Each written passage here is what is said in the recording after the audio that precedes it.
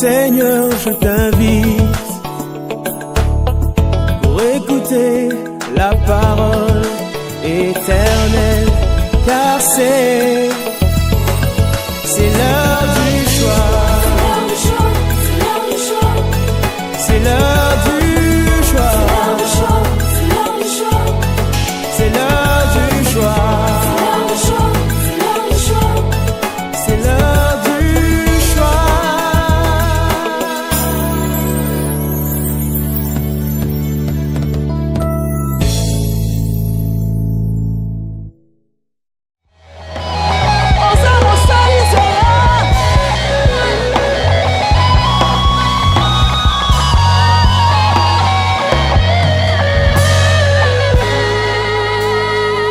Alléluia. Oh, tu frayes un chemin. Tu frayes un chemin. Ce matin, tu frayes un chemin pour quelqu'un. Tu lui ouvres la porte et la voie. Tu frayes un chemin. Tu éclaires les ténèbres. Alléluia. Tu opères des miracles. Miracles. Tu opères des miracles. Tu fais des prodiges. Tu frayes un chemin. Tu changes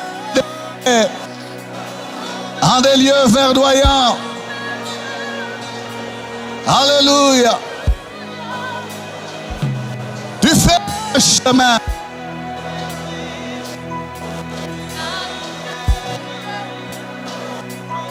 Jésus.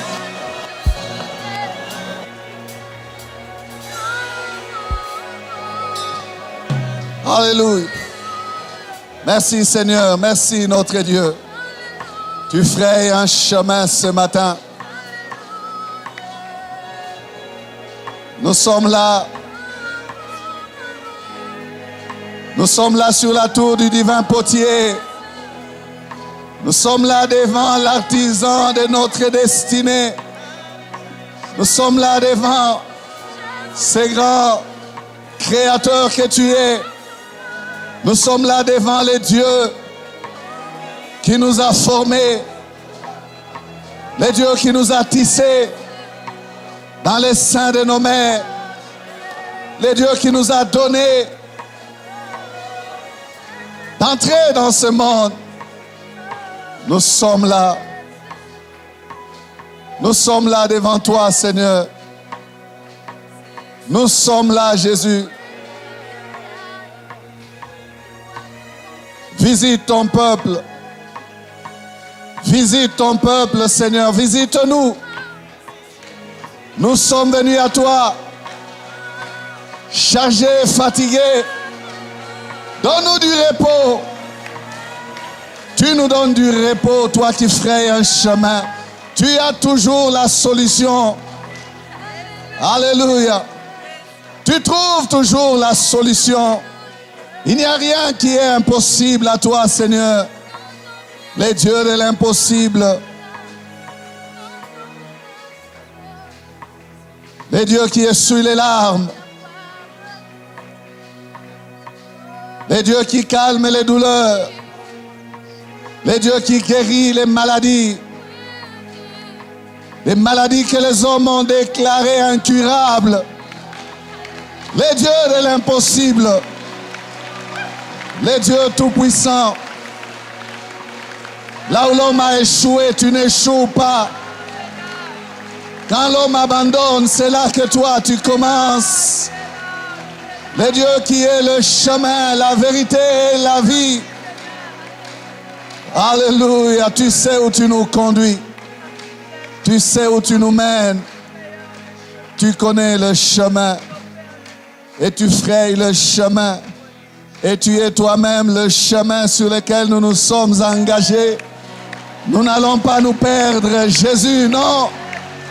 Nous arriverons, Seigneur, à la destination. Merci, Seigneur. Merci Jésus. Tu frayes un chemin. Jésus. Jésus.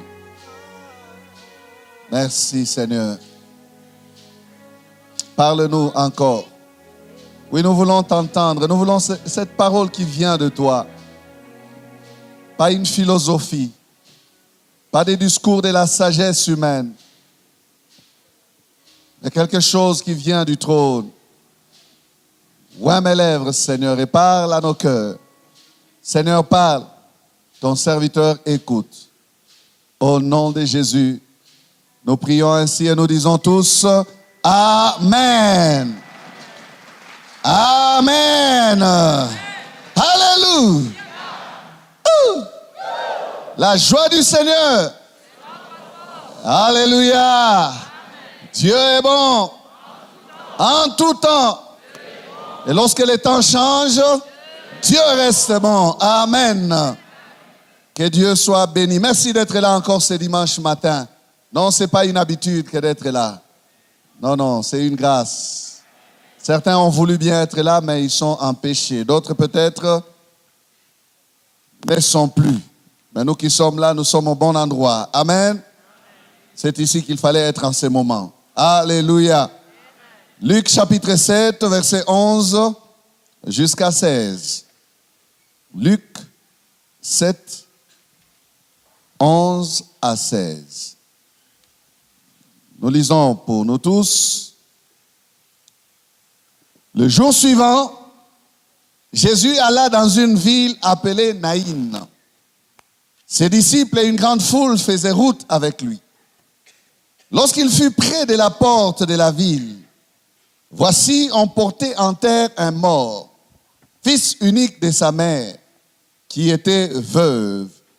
Et il y avait avec elle beaucoup de gens de la ville. Le Seigneur, l'ayant vue, fut ému de compassion pour elle et lui dit, ne pleure pas. Il s'approcha et toucha le cercueil. Ceux qui le portaient s'arrêtèrent. Il dit, jeune homme, je te l'ai dit, lève-toi. Et le mort s'assit et se mit à parler. Jésus les rendit à sa mère. Tous furent saisis de crainte et ils glorifiaient Dieu, disant, un grand prophète apparut parmi nous et Dieu a visité son peuple. Cette parole sur Jésus s'est répandue dans toute la Judée et dans tout le pays d'alentour. Amen. Nous proclamons notre texte de l'année. Mes destinées sont dans ta main. Avec une forte conviction, mes destinées sont dans ta main. Une dernière fois pour toi-même, mes destinées sont dans ta main. Amen. Bon appétit. Voilà encore, bien-aimé, un de ces récits magnifiques, merveilleux, des hauts faits de notre Seigneur et Sauveur et grand Roi, grand Dieu, Jésus-Christ de Nazareth. Alléluia. Une de ces histoires étonnantes de son ministère terrestre.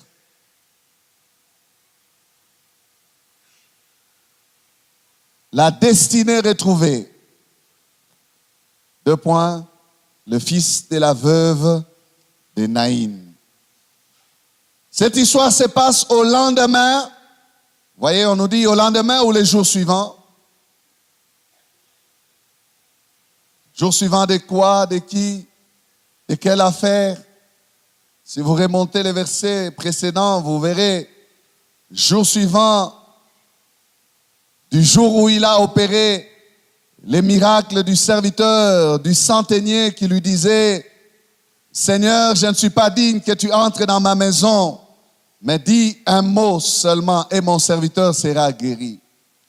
Ce fut le lendemain de ce jour-là. Où cet homme lui disait, moi que tu vois, j'ai des supérieurs et j'ai des subalternes. J'ai dit à l'un va, il va, à l'autre viens, il vient. Le jour suivant maintenant, regardez bien-aimés, Jésus n'a pas le temps de se reposer. Jésus n'a pas pris le temps de se reposer.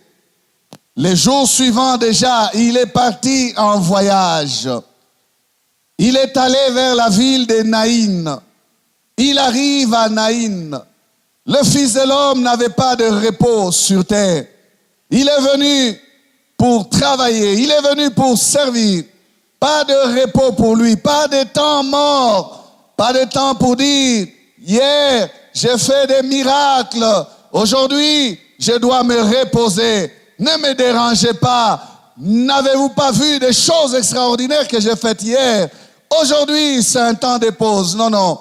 Jésus n'a pas de temps à se reposer. Il n'a pas de temps à perdre. Il disait, il faut que je travaille pendant qu'il fait encore jour. Pas de repos. Bien-aimé, s'est-il reposé aujourd'hui? S'est-il reposé de nos jours? Et les gens peuvent penser que Dieu ne travaille pas. Non, Jésus-Christ n'a pas de repos. Même au ciel, il ne se repose pas. Il est à la droite du Père où il fait quoi? Il intercède pour nous. Amen. Et la Bible nous dit quoi dans Hébreux 13, 8? Elle nous dit que Jésus-Christ est le même hier, aujourd'hui et éternellement. Ce qu'il a été hier, il est aujourd'hui. Ce qu'il est aujourd'hui, il le sera demain. Jésus travaille et il travaille encore. Amen. Il travaille encore. J'aimerais rassurer quelqu'un ce matin et lui dire, Jésus n'a pas de repos. Jésus ne se donne pas de repos jusqu'à ce qu'il achèvera son œuvre. Alléluia. Un jour, Hérode a envoyé des gens dire à Jésus qu'il veut les tuer. On est allé dire à Jésus, on va te tuer par Hérode. Il a dit, répondant à cet homme, allez dire à ce renard que le Fils de l'homme va chasser les démons aujourd'hui, guérir les malades demain, et après-demain, j'aurai fini. Non, Hérode, tu ne peux pas m'arrêter dans mon programme. J'ai un programme que je respecte. Je vais travailler aujourd'hui, je vais travailler demain, et après-demain, j'aurai fini. J'ai encore 3 jours pour faire mon œuvre. N'est-il pas été actif sur la terre pendant 3 ans? Il a dit, j'aurai fini. Et le jour d'après, j'aurai fini. Il n'arrête pas avant d'avoir fini. Personne ne l'arrête avant qu'il n'ait fini. J'ai dit, personne ne peut l'arrêter avant qu'il n'ait fini. J'ai dit, personne ne l'arrêtera pas s'il n'a pas fini. Sa main est tellement puissante que personne ne peut l'arrêter s'il n'a pas terminé. Bien-aimé, notre Seigneur Jésus-Christ n'est pas un Seigneur d'inachevé. Il n'y a pas de chantier inachevé chez Jésus. Il a toujours les moyens quand il commence un travail. Quand il commence un chantier, il a le capital. Il va achever. Il a rassemblé les matériaux. Il a réuni ce qui est nécessaire jusqu'à terminer. Qu'est-ce qu'il n'a pas fini chez toi? Sache qu'il est encore en train de travailler. Il a dit, celui qui a commencé en vous cette œuvre, la rendra parfaite jusqu'au jour de Jésus-Christ. Jusqu'au jour de Jésus-Christ. Il faut qu'il termine. Il doit terminer. Amen. Bien-aimé, ce miracle est tellement extraordinaire que ce n'est pas un miracle sur commande, non. Ce n'est pas un miracle sur demande, non. Ce n'est pas un miracle que les gens sont allés, on a amené, non. Tous ces jours, nous disons, on lui amena. Mais ici, on ne lui a pas amené. Jésus alla vers. Jésus alla vers. On ne lui a pas amené. Ce miracle est particulier. Il n'est pas programmé par l'homme. Il n'est pas recherché par l'homme. Il n'est pas attendu par l'homme. Non, non. Il est le fruit de la bonté du Seigneur. C'est lui qui va vers les problèmes. C'est lui qui est allé vers ses problèmes. Ce n'est pas les problèmes qui lui a été soumis, présentés, apportés, non. Il pouvait savoir qu'à Naïn, il y a un problème. Quand vous lisez les évangiles, il n'y a que lui qui parle de cette affaire. Il pouvait savoir qu'il y a un problème à Naïn, qu'il y a une situation difficile à Naïn. Les disciples ne savaient pas. Il leur recommanda d'aller en voyage avec lui. Il s'est mis en marche. Maître, on va où? Suivez-moi, prenons le chemin de Naïn. Ce miracle était là en train d'attendre que Jésus arrive. Résultat du cœur de Jésus, fruit de sa compassion, un miracle inattendu, à un endroit inattendu, à un moment inattendu, à l'heure où personne ne s'y attendait pas, à l'heure où personne ne savait même pas.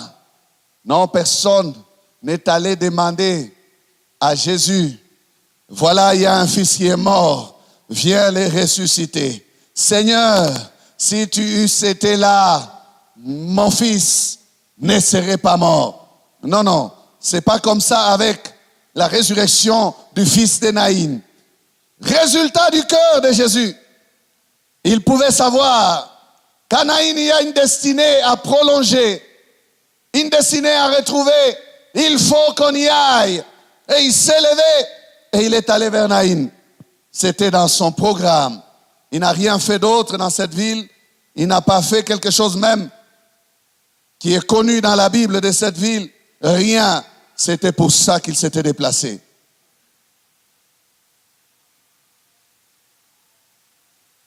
La Bible dit qu'il faisait route avec une grande foule. Et lorsqu'il arrive à la porte de cette ville appelée Naïn, il croise une autre foule de l'autre côté. L'équipe de Jésus va croiser l'équipe de la femme veuve de Naïn. Il y a donc ce jour-là la rencontre des deux équipes. Deux équipes. L'équipe de Jésus, appelons-la comme ça, et l'équipe de la veuve de Naïn. Décrivons l'équipe de la veuve de Naïn. Comment est-elle composée, cette équipe? L'équipe de la veuve est là réunie autour du mort. Le mort est Bémbé. C'est comme ça qu'on l'appelle. C'est lui qui les a rassemblés, réunis.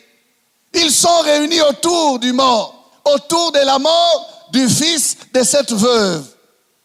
L'équipe de la veuve de Naïn. Son corps est là au milieu. C'est lui qui attire l'attention de tous. C'est lui qui captive l'attention de tous. C'est pour la mort et à cause de la mort que cette équipe s'est formée. Autour des objectifs de la mort. Comment faire pour enterrer ce jeune homme? La deuxième équipe, c'est l'équipe de Jésus. Mais décrivons d'abord l'équipe de la mort, de la veuve. Autour de la mort. Ce regroupement a pour motif la mort de ce fils. Fils qui est décrit comme fils unique de cette veuve. Les gens sont venus pour enterrer ce fils. Il y a des cantiques dans cette équipe. Il y a des chants. Mais ces cantiques ne sont pas des cantiques de louange ou d'adoration, non. C'est des cantiques funéraires ou funèbres.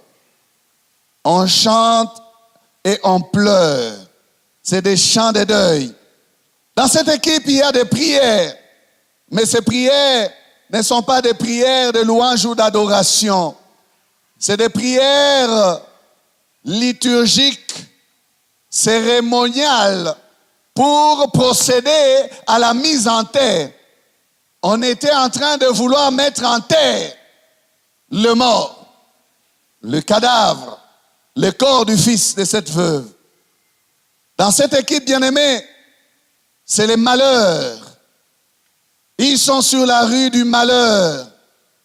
Et cette femme est placée sur cette rue, elle en connaît les coins et les recoins. Elle a perdu d'abord son mari, maintenant elle vient de perdre les seuls enfants qui étaient restés ou qui lui étaient restés.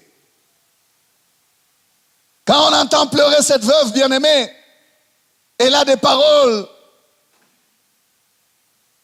qui causent la douleur, qui déchirent les cœurs. Elle peut prier, même s'adresser à Dieu, mais en se plaignant du sort qui s'abat sur elle. Elle peut dire, Nzambe yo mawate, Mungu hauna huruma. Après m'avoir ravi mon mari, maintenant tu me prends même celui qui pouvait me consoler. Bien-aimés, vous savez qu'il y a des paroles, quand vous les entendez, vous avez envie de pleurer avec la personne qui pleure. Parce que c'est la souffrance qui est décrite. Parce que c'est fort, c'est difficile d'entendre et de rester insensible. Il y a des cris. Ses petites sœurs l'accompagnent, ses grandes sœurs l'accompagnent. Et lorsqu'elle parle comme ça, on essaie de la calmer. On dit non, béni Dieu seulement. Elle dit, vous ne vivez pas ce que je vis. Et elle pleure davantage. Elle pleure davantage. Elle pleure. Elle pleure. Peut-être que tu pleures aussi. Bien-aimé, il y a dans cette équipe la souffrance, l'incapacité à régler la souffrance, à enlever les motifs qui nous font pleurer. Il y a dans cette équipe le manque de solutions. Cette femme peut dire, je suis allé de souffrance en souffrance, de souffrance en misère, de souffrance en catastrophe, de catastrophe en calamité. Elle peut dire, pourquoi toujours moi? Est-ce qu'il y a quelqu'un ici qui dit au Seigneur de telles paroles? Pourquoi c'est toujours moi? Seigneur, c'est comme si les autres sont bien, mais il n'y a que moi qui pleure. Pourquoi tu me fais pleurer de la sorte? Bien-aimés, vous savez qu'il y a des gens, quand tu vous parles de leur souffrance, vous manquez quoi leur dire? Vous dites même, moi, je ne peux pas supporter ce que vous supportez ou ce que vous endurez. Il y a des femmes qui pleurent. Il y a des hommes qui pleurent. La douleur et la souffrance sont telles que personne ne peut intervenir. Bien-aimés, dans cette équipe-là, c'est l'équipe des perdants, de ceux qui n'ont pas de solution, de ceux à qui la vie a tout arraché, de ceux à qui Satan a tout volé, de ceux qui peuvent lever les bras et même menacer le ciel pour dire, tu es injuste. Comment se fait-il que c'est moi toujours et encore moi? Comment? Pourquoi est-ce que je ne vois pas ça chez les autres? Cette équipe-là. Je ne sais pas si tu fais partie de cette équipe. Pourquoi ma souffrance est-elle continuelle? J'ai prié pour que mon mari change, mais il ne fait que s'enfoncer. Et d'ailleurs, il m'a dit que je dois accepter sa conduite. J'ai entendu l'histoire d'une sœur ici, où son mari lui a dit, tu vois moi que tu vois là? J'étais épousé à l'église, c'est vrai, hein? Mais moi je vais en boîte, hein? Moi je vis ma vie, hein? Donc tu dois accepter. Et elle a pleuré, elle pleure. Après le bonheur et la fête de mariage, monsieur a enlevé les masques. Il dit, tu me connais maintenant, c'est moi, je te présente celui que tu as épousé. Tu dois faire avec. C'est apprendre où aller, c'est comme ça que moi je suis. Est-ce que tu as découvert l'autre là? Est-ce que tu le connais dans son fond, ce qu'il est? Peut-être que c'est lui qui te fait pleurer. Et tu pleures parce que tu veux que Dieu les change. Tu pleures parce que ça traîne. Tu pleures parce que ça ne marche pas. Tu pleures parce qu'il n'y a pas de solution. Et on dirait même que plus tu pries, plus il s'enfonce. Plus tu pries, plus il semble t'échapper. Tu te dis, est-ce que je prie bien vraiment? Est-ce que je fais bien? Cette équipe est composée de ceux qui ne savent pas quoi faire, qui sont dépassés. Elle est composée de ceux qui n'ont que des yeux pour pleurer. L'équipe des perdants. L'équipe de la mort. L'équipe de ceux qui souffrent. Et combien cachent leurs larmes? Nico Mwanaume. Mais quand il est seul, ça coule. Ça coule, non de ça coule, mais ça coule des larmes. Aïe, aïe, aïe, aïe. Je me souviens, j'ai travaillé pour quelqu'un. Je suis entré dans son bureau pour revendiquer mes droits. Dans la décoration intérieure, on faisait des chantiers, tout ça. Je voyais l'argent entrer. Mais il ne nous payait pas comme il faut. Un jour, être rempli du Saint-Esprit, c'est bien. J'étais rempli du Saint-Esprit, j'ai pris mon courage, je suis entré dans son bureau. J'ai dit, patron, en tout cas, aujourd'hui, il faut qu'on parle. Il me regarde pour m'intimider. Je dis, non, non, je suis venu vous parler. Je me suis assis. J'ai dit, je trouve comme si ce que vous me donnez, ça ne me suffit pas. J'ai fait des plans, j'ai fait des projets, tout ça. Je vois que ça marche, mais le paiement est minime. Il me regarde et dit, mais c'est à prendre ou à laisser. Si tu trouves que ce que je te donne ne convient pas, pourquoi tu n'arrêtes pas? La colère montée. Je dis, ah bon? Ok, merci. Je me lève, je dis au revoir. Je sors.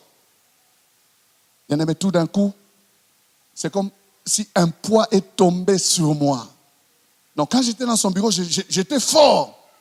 Mais quand je suis sorti, je me suis senti faible, malheureux, misérable. Je suis entré dans la toilette de l'entreprise là. Je me suis regardé dans le miroir. Les larmes ont commencé à couler de mes yeux. J'ai pleuré là seul. Je me suis fortifié, j'ai dit, Seigneur, tu ne m'abandonneras pas. Je quitte cet endroit, je n'y reviendrai plus. Je suis parti. Et depuis ce jour-là, je ne suis plus jamais revenu. Jusqu'à ce jour. Il y en a qui pleurent seuls. J'aimerais te dire, oui, il y en a qui pleurent seuls. Quand les enfants dorment, tu pleures. Parce que tu ne veux pas que les enfants te voient pleurer, sinon ils vont se décourager. Maman, tu pleures pourquoi? Papa, pourquoi est-ce que tu pleures? Tu pleures pour eux parce que tu n'arrives pas à pourvoir à leurs besoins. Tu pleures pour eux parce que ça ne suffit pas. Tu pleures pour eux parce qu'ils sont nombreux. Et la charge est grande. Ça te dépasse. Tu n'as pas de solution. Et tu n'as que des yeux pour pleurer. Les événements t'entraînent. Tu ne contrôles rien. Voilà ce qui constitue cette équipe-là. Ils ne sont au contrôle de rien. Ils suivent les événements. La mort, elle est là. Bien-aimé, qui pourra la stopper? Qui pourra l'enlever, la mort? Non, on doit que suivre le cours maintenant. Le mort est là, il faut nous débarrasser de ces morts. Sinon, il va pourrir devant nous. Il faut nous débarrasser de ces morts. Abraham l'a dit, donnez-moi une portion de terre pour que je me débarrasse de ces morts. De mon mort, que j'enterre mon mort. Vous savez qu'enterrer, c'est un bon débarras de la pourriture qui arrive. Puisqu'on ne peut pas garder la pourriture. Il faut aller la déposer plus loin. On suit les cours pour arriver à se débarrasser. On laisse aller les choses. On s'organise. Tout ce qu'on peut faire, c'est quoi? C'est organiser l'événement. Mais pas les stopper. Il doit se poursuivre. Ils assistent impuissants. dans cette équipe-là, des situations qui ne les plaisent même pas. Ça ne te plaît pas, mais tu es obligé de te laisser entraîner par ça. Combien veulent arrêter? Ils veulent bien arrêter, mais c'est comme si ils ne pourront rien faire. Et ils ne peuvent rien faire. Aucune capacité à freiner. L'impuissance est là. Voilà une des caractéristiques principales de cette équipe de perdants. On a beau pleurer, mais on ne change rien sur le terrain. On a beau chanter des cantiques, mais on ne change rien sur le terrain. Les autres peuvent avoir des paroles pour vous encourager, mais pas plus. Personne ne va toucher à la situation pour la changer. Eux-mêmes étant de l'équipe des perdants, que peuvent-ils faire? Qu'est-ce que l'homme? La Bible ne dit-elle pas que maudit soit l'homme qui se confie dans l'homme? Certaines fois, on a pensé que la solution viendrait d'un homme. Et puis, on a vu qu'il était aussi lui-même soumis à ses propres situations difficiles. Combien de fois des hommes n'ont-ils pas parlé à ceux qui pleuraient? Je pouvais bien t'aider, mais moi-même aussi, je suis dans cette situation. Je pouvais bien te donner, mais avec la rentrée scolaire, voilà ce que je dois faire. Incapables, étant eux-mêmes dans une équipe des perdants. Dans cette ville de Naïm, il n'y avait personne qui pouvait faire quoi que ce soit pour cette veuve. Personne. La ville est sortie avec elle, c'est pour l'accompagner dans sa situation. L'accompagner dans sa situation. Personne pour changer sa situation. Personne.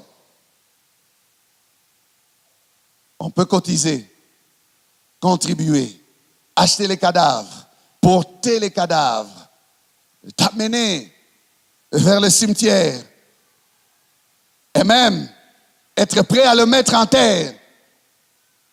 Et puis après, tu auras toujours perdu ton fils unique, veuve. Tu l'auras toujours perdu. Leur aide n'est pas une aide pour changer ta situation, mais c'est pour encadrer ta situation. Et à la fin de tout ça, qu'est-ce qui attendait cette équipe? Un verre de consolation. Voilà comment nous appelons cela, un verre de consolation. Et souvent la personne qui pleure, c'est celle-là qui doit s'occuper aussi de nous donner un verre de consolation. C'est bizarre, hein? Et puis nous qui venons pour consoler la personne, nous attendons qu'on nous serve. Vous savez que certaines fois, j'ai eu à refuser des sucrés dans certains deuils. J'ai dit non, moi je ne suis pas venu pour boire. On me donne une histoire à manger, j'ai dit non, je n'ai même pas envie de manger. Pourquoi je vais manger?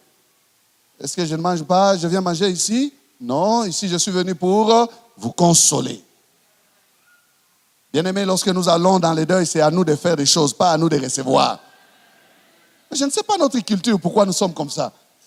Et puis lorsqu'il y a un deuil, il n'y a pas toutes ces choses. Bon, ici c'est encore bien, mais de l'autre côté à Kinshasa, une compétition, vous n'avez pas idée. Mais d'où vient cette culture des Congolais à vouloir venir se pavaner dans un moment de douleur où on devait méditer et être humble? Est-ce qu'on peut changer ces choses? Vers des consolations. Bon, passons. Ils étaient là en train de vouloir mettre en terre le corps avec des cantiques de tristesse, avec un air de tristesse, avec un air de douleur. Et le corps de l'enfant était dans les cercueils, comme dit la Bible. Et tout d'un coup, bien-aimés, leur mouvement de mise en terre a été stoppé. Il y a eu des bruits d'une autre équipe qui s'approchait, des bruits d'une autre équipe qui venait. Il y a eu aussi des cantiques, mais des cantiques qui ne ressemblaient pas aux cantiques d'enterrement, des cantiques plus vivants, des cantiques de louange et d'adoration. Et ces cantiques s'approchaient. Alors ces gens ont pensé que non, il y a un autre enterrement qui va se faire de l'autre côté. Ils ont pensé comme ça. Mais plus les autres s'approchaient, plus ils ont compris que cette équipe-là venait croiser la leur. Non, ils ne s'arrêtent pas. Ils n'ont pas un cadavre avec eux. Ils n'ont pas un mort avec eux. Mais pourquoi est-ce qu'ils sont nombreux à venir dans un cimetière, dans un endroit où on dépose les morts? Ils sont en train d'approcher, ils sont en train de venir. Et quand ils regardent, pas de cadavres dans cette équipe-là, rien que des louanges. Et à la tête de cette équipe-là, un homme qui se démarque, il sort du lot, il sort de devant la foule et il s'avance vers l'équipe de la mort. Alors là, l'équipe de la mort comprend, dit, il y a un contact qu'ils veulent établir avec nous. Ils viennent, peut-être que c'est une délégation qui vient d'une autre ville pour venir pleurer avec nous. Et peut-être ce sont nos cousins de Jérusalem qui sont arrivés. Non. Non, non, non, non, non. C'est l'équipe de vie qui vient d'arriver. C'est l'équipe de Jésus qui vient d'arriver. Décrivons brièvement cette équipe de Jésus. C'est une équipe de vie. Ce qui se fait dans cette équipe, c'est fait que pour la vie. Rien qu'avec la vie et pour la vie. Il y a des cantiques de louange pour la vie. Il y a un message de vie. Il y a une joie qui rend la vie. Il y a la vie qui marche avec la vie. Tout ce qui se fait dans cette équipe, c'est la vie. Composé des disciples, composé des suiveurs, composé de ceux qui ont soif de voir cet homme qui hier a fait des miracles. Mais où est-ce qu'il va? Allons avec lui. Certainement qu'il a quelque chose qu'il va faire là où il va. Ils sont assoiffés de voir les grandes œuvres de l'homme qu'on appelle Jésus. Quand cette équipe bien-aimée croise celle de la mort, il y a quelque chose qui se passe. C'est cette équipe qui l'emporte. Quand cette équipe vient là où la mort règne, c'est cette équipe qui passe au-dessus. C'est cette équipe qui prend l'initiative. C'est cette équipe qui dirige les choses. L'équipe de la mort était là, en train de regarder. Qui êtes-vous? Que voulez-vous? Mais l'équipe de la vie ne leur a pas laissé le temps. La Bible dit au verset 13, le Seigneur, alléluia, le Seigneur, l'ayant vu, tête à tête, face à face entre les deux dirigeants des deux équipes, la veuve et le Seigneur. C'est lui qui pleure et le Seigneur. Le Seigneur l'ayant vu, fut ému de compassion pour elle et lui dit, ne pleure pas. Il s'approcha et toucha les cercueils. Ceux qui les portaient s'arrêtèrent. Il dit, jeune homme, je te l'ai dit, lève-toi. Jésus conduit les choses. Jésus n'a pas de questions à poser. Qui est la mère de cet enfant? Non, Jésus connaît tout. Il arrive, il ne s'adresse pas à la tantine ou à la tante. Il ne dit pas où est la famille de cet homme, de cet enfant. Non, non, il a vu, il a su. C'est pour ça qu'il est arrivé là. Directement, il s'adresse à la personne qualifiée, à la personne qui est dans la douleur, à celle qui est dans le problème. Ne pleure pas. Ému de compassion, nous dit la Bible. Bien-aimé, lorsque Christ est ému de compassion, il ne peut qu'agir. C'est la compassion qui les motive.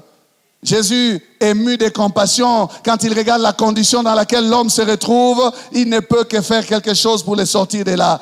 La compassion, c'est l'amour en action.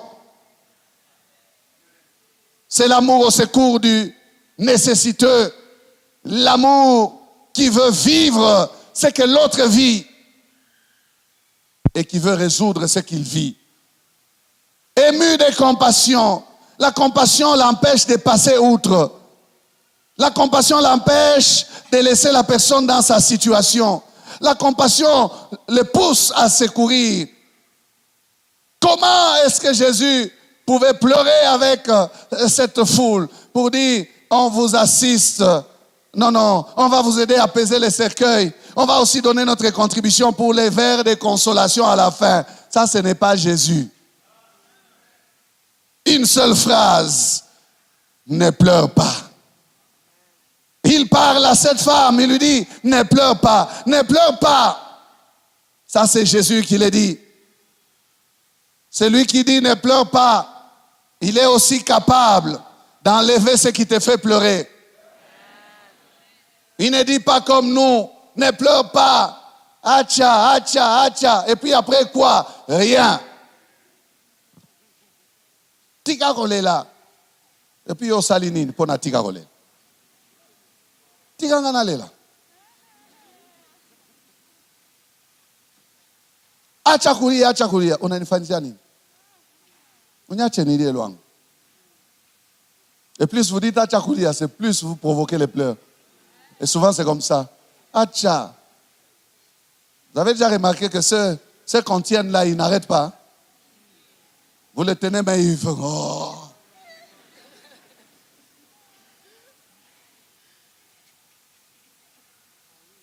Vous les tenez encore fort. Quand Jésus te dit ne pleure pas, ne pleure pas. Quand Jésus te dit ne pleure pas, ne pleure pas. Il sait, ne pleure pas, ne pleure pas. Quand il te dit arrête, c'est que la solution est en route. Il y a quelque chose qu'il va faire. Tout de suite là, il y a quelque chose qu'il va faire. Ne pleure pas, c'est que ne pleure pas. Jésus dit ne pleure pas. Il va résoudre les problèmes. Il va enlever la douleur. Il va stopper ce qui te fait pleurer. Quand Jésus dit ne pleure pas, si c'est pour un mort, la résurrection arrive. Ah, toi, tu ne sens pas ce que je sens. Hein? Si c'est pour un mort, lorsque Jésus te dit ne pleure pas, c'est que la résurrection arrive. Quand il a dit à Marthe et à Marie, où l'avez-vous mis? La résurrection était en route. La résurrection était en route. Si c'est pour la maladie qui te dit ne pleure pas, c'est que la guérison arrive. Si c'est pour une situation difficile qui te dépasse et qu'ils te disent ne pleure pas, c'est que la solution est en route. Il est en train de faire quelque chose pour que tu arrêtes réellement de pleurer et que tu changes d'équipe. Celui qui dit à la veuve ne pleure pas a dit de lui-même dans cette histoire de Lazare, il a dit dans Jean 11, 25, 26, je suis la résurrection et la vie. Celui qui croit en moi vivra, quand même il serait mort. 26, et quiconque vit et croit en moi ne mourra jamais. Crois-tu cela? Amen. Amen. Il est celui qui a dit cela. Il est celui qui a dit dans Jean 14, 6, je suis le chemin, la vérité et la vie. Comment est-ce que la mort peut tenir devant la vie? Comment? Ne pleure pas. Il y a ne pleure pas que Jésus dit à certaines personnes parce qu'il va changer leur situation. Mais il y a d'autres personnes qui pleurent auxquelles Jésus ne pourra jamais dire ne pleure pas. Jésus préfère encore les voir pleurer. Donc, j'aimerais distinguer dans ne pleure pas là. Il y a des personnes qui pleurent auxquelles Jésus ne dira jamais ne pleure pas. Et il y a des personnes qui pleurent auxquelles Jésus va dire ne pleure pas.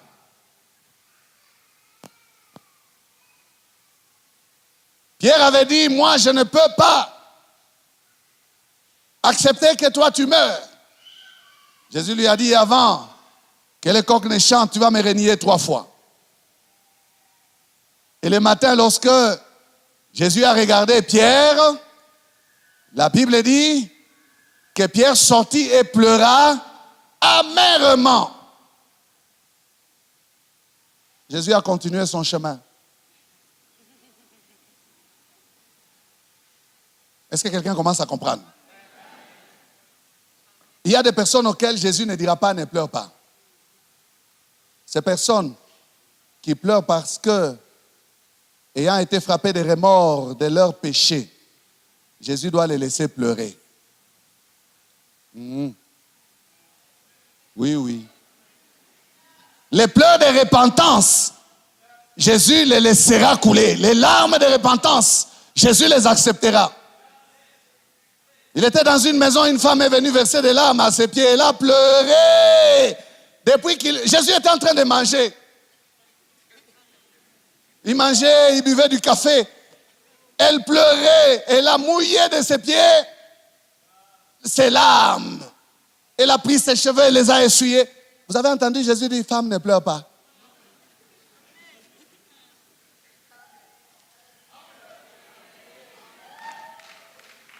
Il y a des personnes à qui Jésus dit ne pleure pas.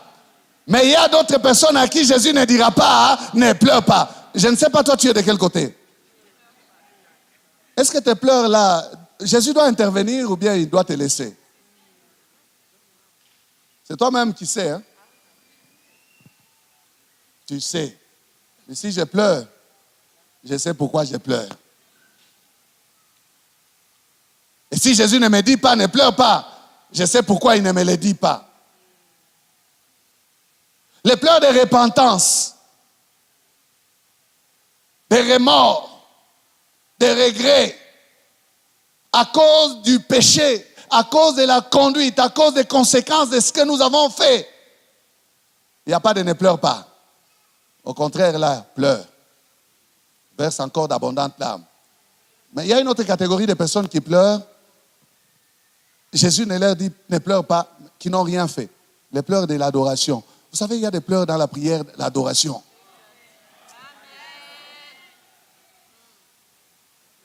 Ces pleurs-là sont laissés par le Seigneur parce que ce sont des personnes qui contemplent la beauté de son éclat. Ils sont envahis de sa beauté. Il n'y a aucune douleur dans le cœur. Ce sont des pleurs des sensations agréables de sa présence. Ça aussi, il ne dit pas ne pleure pas, il laisse. Amen. Bien-aimé, on avance. Alors, pour ne pleure pas, toi, tu connais où tu es. La Bible dit qu'à l'heure où on voulait mettre cet enfant en terre, au moment où on devait le déposer en terre, les trous étaient prêts. Le cercueil était à côté du trou. Il fallait tout simplement le soulever et le descendre. C'est à ce moment-là que Jésus surgit.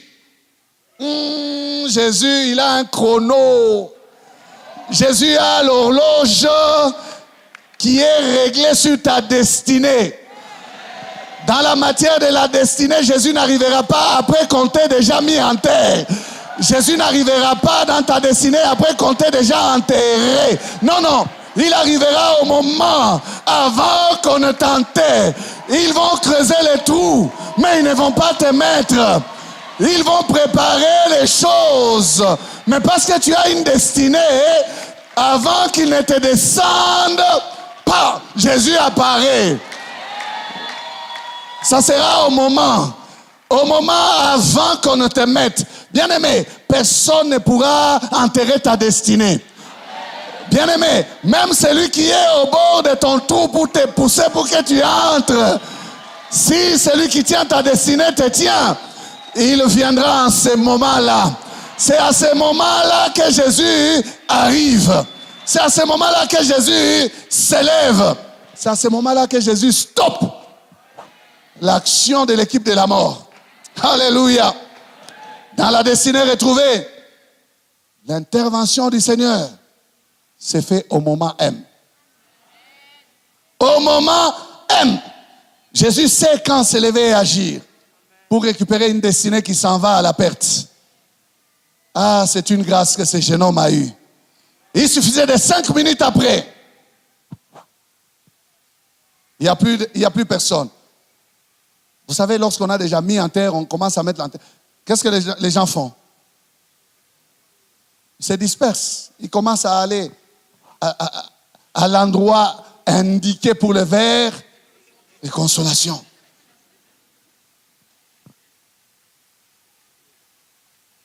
Jésus dit, ne pleure pas. Mais il sait ce qu'il va faire. Il arrive. Jésus connaît le moment, bien-aimé, où ta destinée était en train de basculer, où il doit intervenir. Voilà pourquoi nous devons nous confier en Jésus. Voilà pourquoi nous devons laisser Jésus conduire nos vies. Parce que c'est lui qui tient le chrono.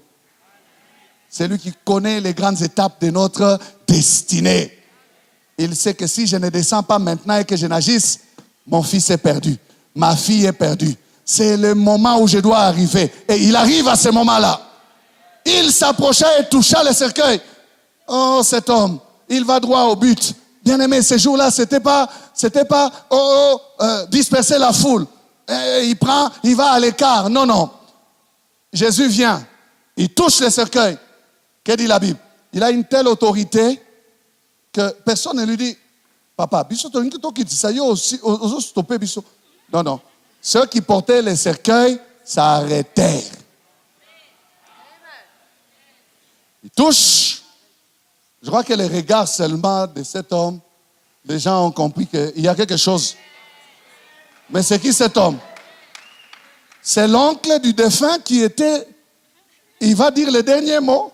Qui dit le dernier mot? Vous connaissez le dernier mot dont je parle? Les mots de Kulo Nakwenda. Ufate tu bale barikuwa. Usibache bapumuzike. Jésus ne peut pas dire des choses comme ça. Quand Jésus s'adresse à l'enfant, il lui donne un ordre. Il dit, jeune homme, lève-toi. Jeune homme, lève-toi. Jeune homme, lève-toi. Oh, j'aime la Bible. Hein? La Bible dit, et les morts s'assit. Ebembe et Fandi. Maïti, inekala. Waouh!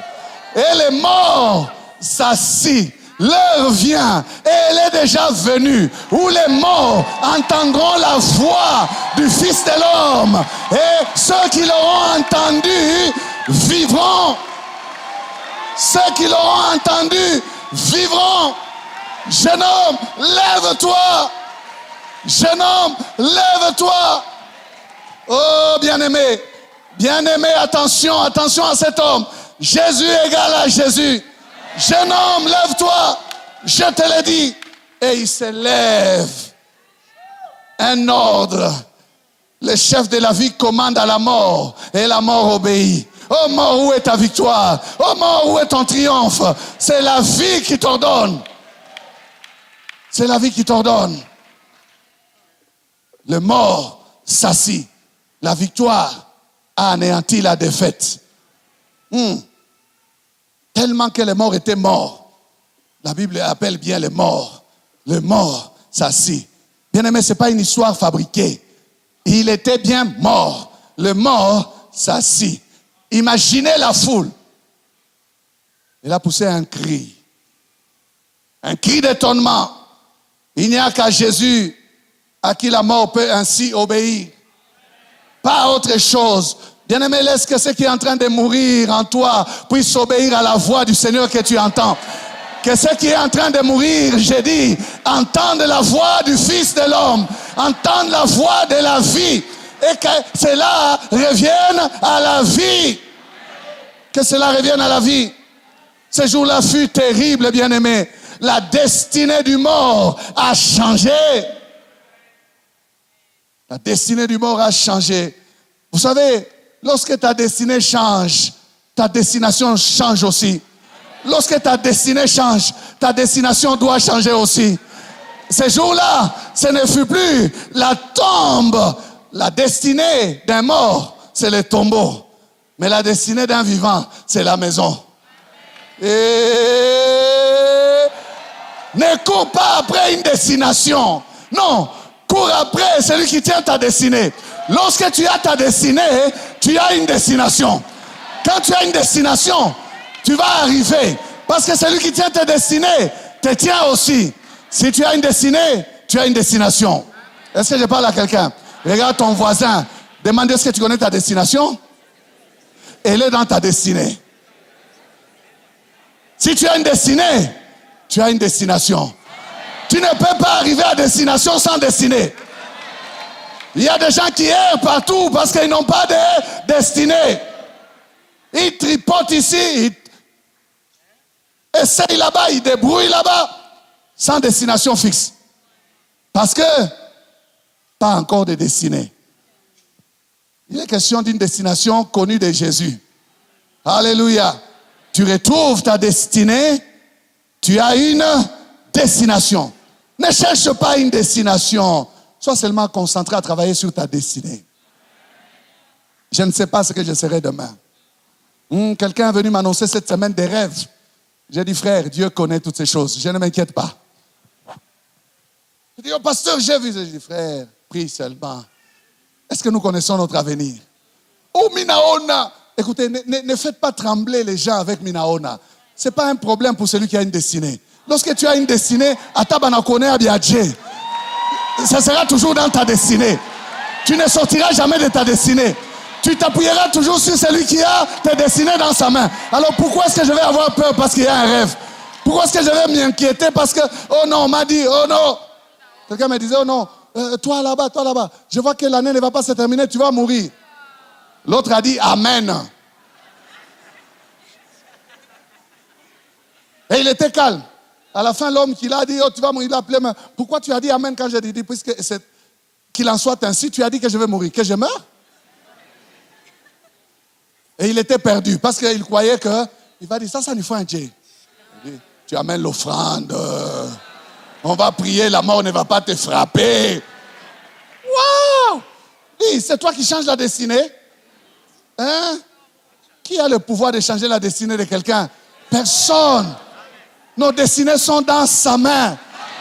Peu importe ce que tu vas voir sur moi, ce n'est pas grave. Tant que je m'appuie sur mon Sauveur, tant que je me repose en lui, j'arriverai à ma destination. J'arriverai, mon frère, j'arriverai. Ne me terrorise pas. Nilikuonea, omba nguvu, oui. Mungu wangu anajua. Jésus les rendit à sa mère. C'est lui l'objet de tes pleurs. Voilà, il est vivant. Jésus les rendit à sa mère. Jésus les rendit à sa mère. Qui peut rendre un mort vivant à sa mère, si ce n'est que la vie? Jésus, le chef de l'équipe de vie. Il prend ce jeune homme, il les rendit à sa mère. Imaginez la suite dans cette maison-là. Imaginez d'abord les retours. Les gens observent comment il marche. Est-ce qu'il marche vraiment bien? Atanguka tout urudi emoten. Apana. Il ne va pas tomber. Il est en bonne santé. Vous savez, lorsque la vie entre, c'est la vie. Hein? Ce n'est pas la vie qui va apprendre à marcher. Ce n'est pas la vie qui a recommencé. C'est une nouvelle vie puissante. Pleine de sève de Jésus en lui. Cette nuit-là, dans cette maison-là, la maman, elle n'a pas dormi. Elle a voulu mettre l'enfant à côté d'elle pour vérifier. Il respire? Oui. Un peu de temps encore après, il respire. Et au matin, beaucoup de questions. Tu es réveillé? Oui. Comment tu te sens? Hein? Tu as bien dormi? Tu as fait des rêves? Qu'est-ce que tu as vu? Est-ce que tu vois encore cet homme qui t'a rendu la vie? Est-ce que tu te souviens de lui? Ah, mon fils, tu nous as fait pleurer. Ah, je suis content. Viens là, mon fils. Ah, Jésus. Bien-aimé, la foule a confessé ce qui était correct cette fois-là. La foule a dit que c'est un grand prophète qui était là ce jour-là. Elle a dit, Dieu a visité son peuple. La foule a dit ce qu'il fallait dire. Cette foule-là a changé d'avis la foule qui était dans l'équipe des perdants et la foule qui accompagnait Jésus, tous étaient dans l'étonnement. Il a dit, nous avons vu des choses étonnantes aujourd'hui. Un grand prophète apparu parmi nous. Et Dieu a visité son peuple. Dieu a visité son peuple. Les commentaires fusaient de toutes parts. Et cette parole sur Jésus, disant que Dieu a visité son peuple, s'est répandue. Tout simplement parce que Jésus était passé par là. Qu'il plaise à Jésus de passer à côté de ta maison. Hein? Toi qui pleures, qu'il plaise à Jésus de croiser ta route. Toi qui vois les choses qui ne marchent pas, que Jésus te rende ta joie. Que Jésus te rende les succès, qui te rendent la victoire. Jésus les rendit à sa mère. C'est Jésus qui peut nous rendre notre joie. C'est Jésus qui peut nous rendre des choses que nous avons perdues. C'est Jésus qui peut nous restituer ce que le diable nous a volé. C'est Jésus qui nous donne ce que nous n'avons pas reçu dans nos efforts. Jésus est capable de nous les rendre. Là où nous étions incapables, Jésus va travailler et nous rendre. Rien n'a été fait. Aucune prière, mais juste un ordre. Je disais, Jésus n'a pas eu besoin d'aller à côté parce que Jésus n'a fait rien que parler. Alors Jésus n'avait rien à cacher. Pourquoi? Quand il va faire la boue, il le fait à côté. Quand il veut prendre la salive, il le fait à côté. Mais quand il veut ressusciter les morts, il le fait seul devant tous. Vous savez pourquoi? Parce que personne ne peut l'imiter dans cette matière-là. Personne, même s'il osait faire comme lui, ne réussira. Va essayer, on va voir. Jeune homme, je te l'ai dit, lève-toi. Tu parles à qui? Tu parles à qui? Au cadavre. Mais il est mort. Vous voyez que Jésus est différent de nous. Jésus égale à Jésus. La destinée retrouvée. Cet enfant est rentré. Cette mère n'a pas perdu son fils. Certainement que dans la suite de cette histoire, cet enfant a grandi. Il a pris soin de sa mère. Et il a eu aussi des enfants. Hein, pour ceux qui vont aller en Israël, les 19, vous allez voir la famille de ces jeunes hommes. Les descendants des descendants de ces enfants. Ils sont là-bas, ce sont les Juifs qui sont là. Baissons la tête.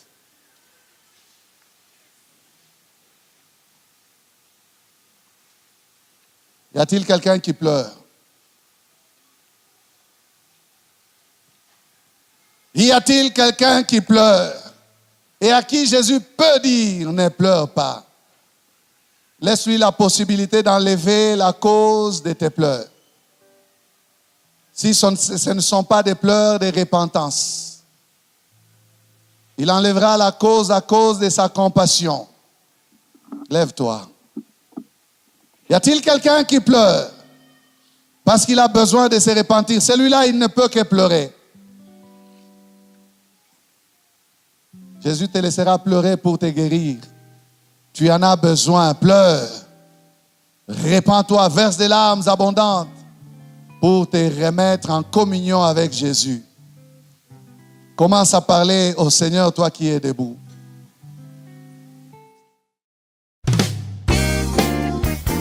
Bien-aimés, nous vous remercions d'avoir suivi ce message et nous prions pour que la grâce du Seigneur continue à agir dans votre cœur et que le message puisse apporter des fruits pour lesquels Dieu l'a envoyé chez vous.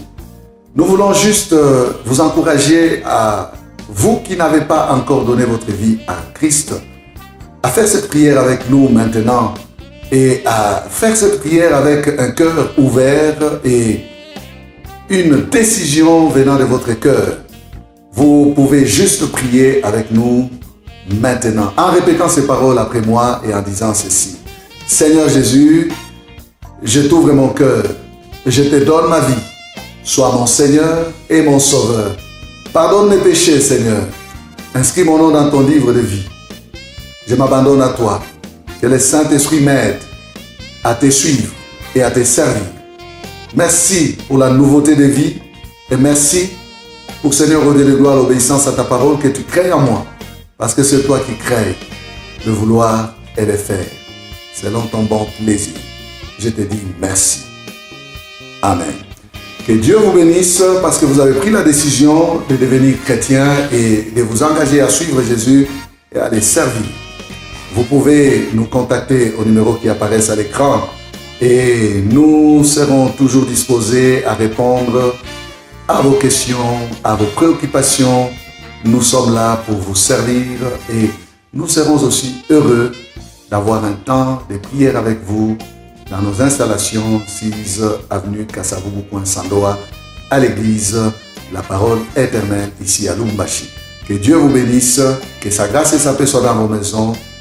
Au revoir, nous vous aimons.